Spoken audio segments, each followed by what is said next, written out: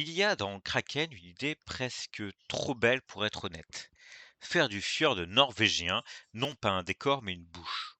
Chez Pal Hall, alors je m'excuse pour la prononciation, la nature n'est jamais simplement majestueuse. Elle observe, elle rumine, elle digère.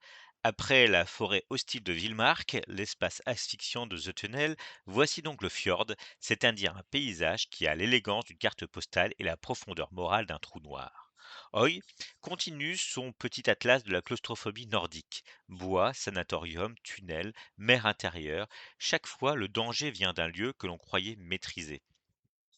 Le film se vend presque tout seul, les dents de la mer dans un fjord, avec un soupçon d'alien et une tartine de culpabilité écologique.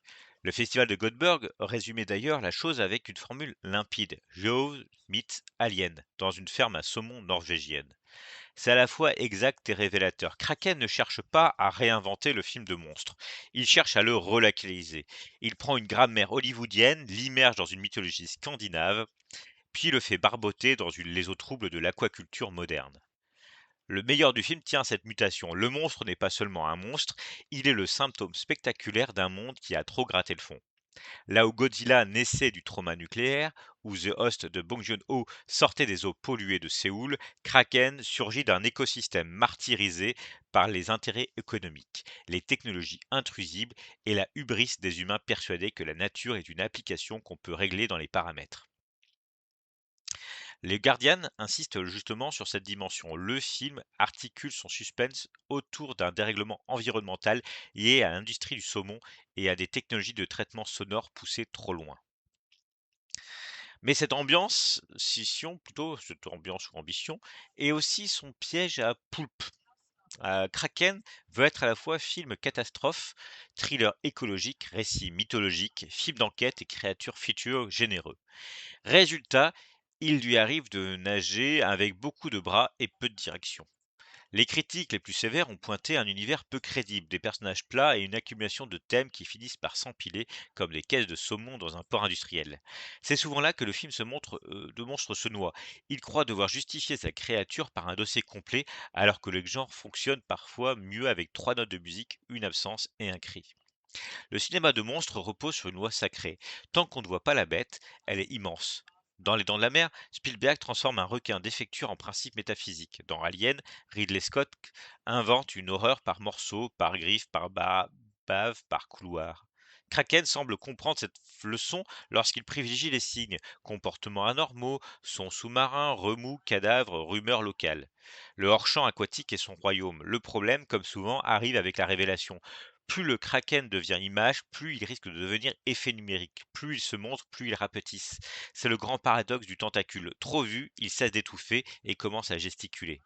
Visuellement, le film a pourtant un argument splendide. Le fjord, non pas la mer ouverte, horizontale, presque abstraite, mais une mer coincée entre deux murailles. Cela donne à Kraken une verticalité rare. Le danger ne vient pas seulement de devant ou de derrière, mais d'en dessous. Le plan type du film, que l'affiche résume parfaitement, c'est l'humain minuscule à la surface posé sur une peau d'eau calme, pendant qu'un continent vivant remue sous lui. Cette image contient tout, l'orgueil humain, la petitesse de l'enquêteur, la profondeur du mythe, et cette idée délicieuse que la carte postale norvégienne cache un estomac. Là où le film devient intéressant, c'est dans sa manière de déplacer le folklore. Le kraken n'est plus seulement une créature de marins ivres de gravures anciennes et de récits d'auberges, il devient une figure moderne, presque administrative, un monstre réveillé par des protocoles industriels, des rapports d'expertise, des calculs de rendement. C'est moins Lovecraft que la Dréal avec des ventouses.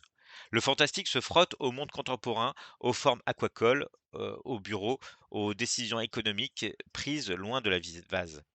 La terreur n'est plus seulement dans la mer, elle est dans le tableau Excel qui a décidé qu'on pouvait encore augmenter la pression. Le film appartient aussi à une vague nordique très identifiable, celle du cinéma de genre, qui assume enfin de jouer dans la cure du spectaculaire sans s'excuser d'être européen. Après Troll, côté norvégien, après les films catastrophes scandinaves, après toute une tradition de trailers de survie géographique, Kraken participe à cette idée. Et si les mythes locaux pouvaient concurrencer les franchises mondiales? Son budget et ses ventes internationales avant sortie, ont d'ailleurs été signalés comme importants pour une production norvégienne de genre. Le film n'est donc pas seulement un récit de monstres, c'est aussi un objet industriel qui dit nous aussi, nous avons nos créatures, nos paysages, nos peurs exportables. Mais significativement, son vrai charme tient à son statut de série B noble. Kraken n'a pas la pureté terrassante des grands films de peur aquatique. Il n'a pas la sécheresse de Jaws, ni la viscosité organique d'Alien, ni la folie pop d'un Deep Rising. Il a plutôt cette qualité un peu bancale des films qui ont un concept plus grand que leurs moyens, mais qui avancent avec assez de conviction pour qu'on les regarde comme on observe une créature curieuse dans un aquarium fissuré. Quand il est efficace, il fabrique une belle angoisse primitive. Quand il échoue, il devient un gros machin marin qui agite ses thèmes comme des bras supplémentaires. La présence de Korami semble jouer un rôle d'ancrage essentiel.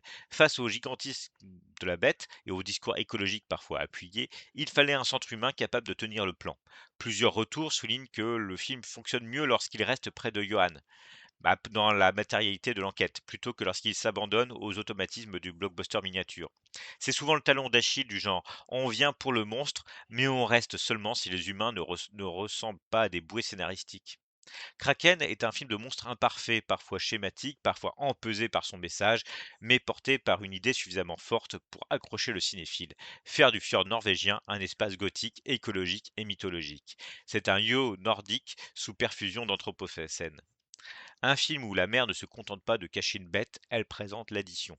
Ce n'est probablement pas le grand film marin que promet son affiche, mais c'est un objet de genre intéressant, un blockbuster local, sincère, humide, un peu pâteau, avec assez de ventouse pour attraper la curiosité. En somme, Kraken ne dévore pas le cinéma de monstres, mais il lui mord joliment la coque.